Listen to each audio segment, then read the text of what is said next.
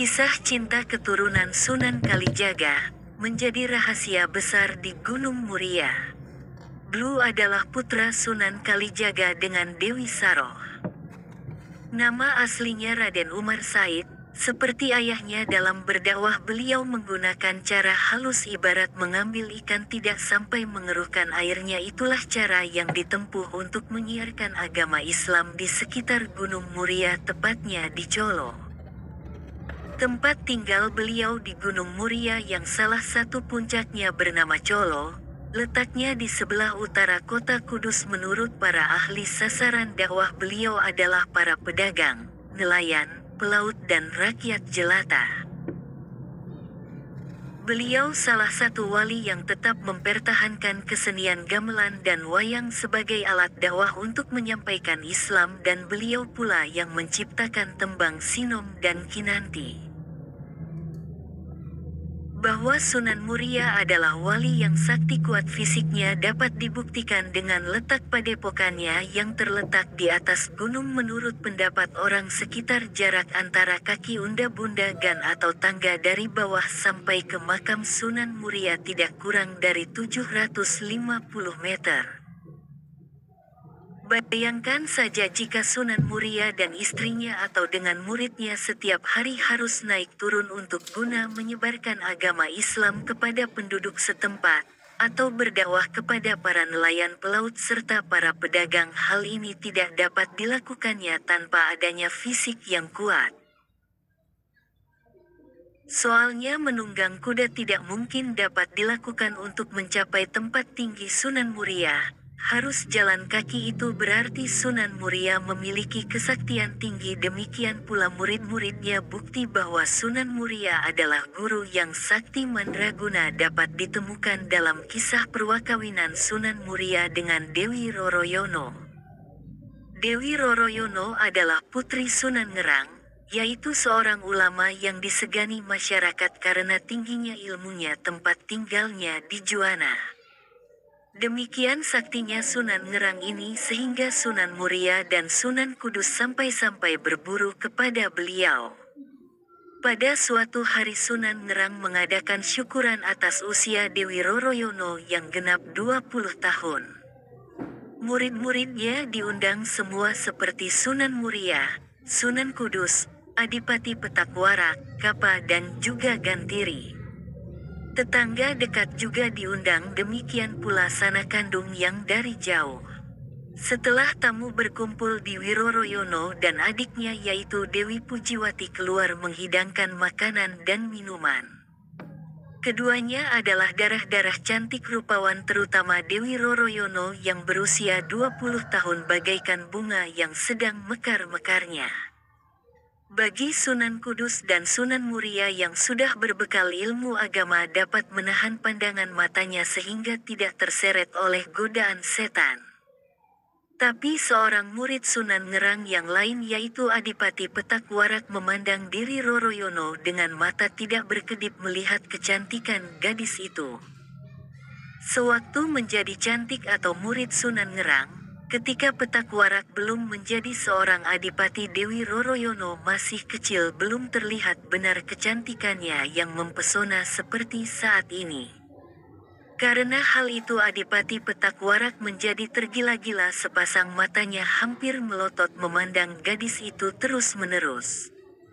Karena dibakar api asmara yang menggelora, Petak Warak tidak tahan lagi. Dia menggoda Dewi Roroyono dengan ucapan-ucapan yang tidak pantas, lebih-lebih setelah lelaki itu bertindak kurang ajar. Tentu saja membuat Dewi Roroyono merasa malu sekali, lebih-lebih ketika lelaki itu berlaku kurang ajar dengan memegang bagian tubuhnya. Dewi Roroyono marah. Nampan berisi minuman yang dibawanya sengaja ditumpahkan ke pakaian sang adipati. Petak Warak menjumpai hatinya marah sekali diperlakukan seperti itu, apalagi dilihatnya para tamu mentertawakannya. Adapun semakin malu hampir saja diri Royono ditamparnya. Untung dia masih ingat jika putri di hadapannya adalah anak dari Sunan Ngerang. Masuk ke dalam kamar sambil menangis jadi-jadinya karena dipermalukan oleh Petak Warak. Malam hari tamu-tamu dari dekat sudah pulang ke tempatnya masing-masing. Tamu dari jauh terpaksa menginap di rumah Sunan Menerang termasuk Petak Warak dan Sunan Muria. Namun hingga lewat tengah malam Adipati belum dapat memejamkan matanya. Sang Adipati kemudian bangkit dari tidurnya mengendap-mengendap ke kamar Dewi Royono mengintipnya dengan rasa yang menggebu-gebu. Kemudian Sang Adipati menculik gadis tersebut dan membawanya ke wilayah Mandalika, wilayah Keling atau Kediri. Setelah Menerang mengetahui bahwa putrinya diculik oleh Adipati, maka beliau berikrar siapa saja yang berhasil membawa putrinya kembali akan dijodohkan dengan putrinya. Bila perempuan akan dijadikan saudara Dewi Roroyono, tidak ada yang menyatakan kesanggupannya karena semua orang telah maklum akan kehebatan dan kejaman Adipati yang menculik putri dari gurunya. Hanya saja Sunan Muria yang bersedia memenuhi harapan dari gurunya. Ketika Sunan Muria ingin mengejar Sang Adipati di tengah perjalanan, Sunan Muria bertemu dengan Kapa dan Gantiri, adik perguruannya yang lebih dahulu pulang sebelum acara syukuran berakhir. Kedua orang itu merasa heran melihat Sunan Muria berlari cepat menuju arah dari Keling. Setelah mendapatkan penjelasan dari Sunan Muria, kedua bersaudara itu menghormati Sunan Muria sebagai saudara perguruannya yang lebih tua. Keduanya lantas menyatakan diri untuk membantu Sunan Muria merebut kembali Dewi Roroyono. Meskipun begitu, tetap saja yang akan menikah dengan putri cantik tersebut tetap Sunan Muria dan dia hanya sekedar membantu saja. Sunan Muria akhirnya meluluskan permintaan adik perguruannya. Rasanya tidak enak menolak seseorang yang hendak berbuat baik, lagi pula ia harus menengok para santrinya di padepokan Gunung Muria. Untuk merebut Royono dari tangan Adipati yang perkasa, dua bersaudara tersebut meminta bantuan kepada salah satu seorang tokoh sakti mandraguna yang jarang tandingannya, dia adalah Wiku Lodang Datuk. Usai mereka berhasil merebut kembalikan ke Ngerang. Hari berikutnya Sunan Muria hendak Tangerang ingin mengetahui perkembangan usaha dua bersaudara tersebut. Di tengah jalan beliau bertemu dengan Adipati yang tergesa-gesa. Pertarungan pun terjadi dan hanya dalam beberapa kali gerakan Adipati telah jatuh atau roboh di tanah dalam keadaan fatal. Seluruh kesaktiannya lenyap dan ia menjadi lumpuh, tidak mampu untuk bangkit berdiri apalagi berjalan. Sunan Muria kemudian meneruskan perjalanan ke Juwana. Kedatangannya disambut gembira oleh Sunan Ngerang.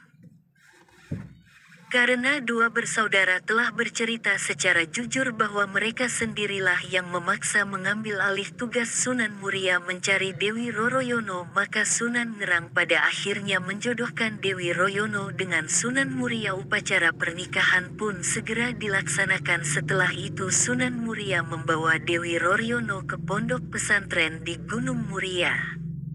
Sedangkan dua bersaudara tersebut diberikan tanah di desa Buntar. Dengan hadiah itu keduanya sudah menjadi orang kaya hidupnya sebab kecukupan. Bersambung.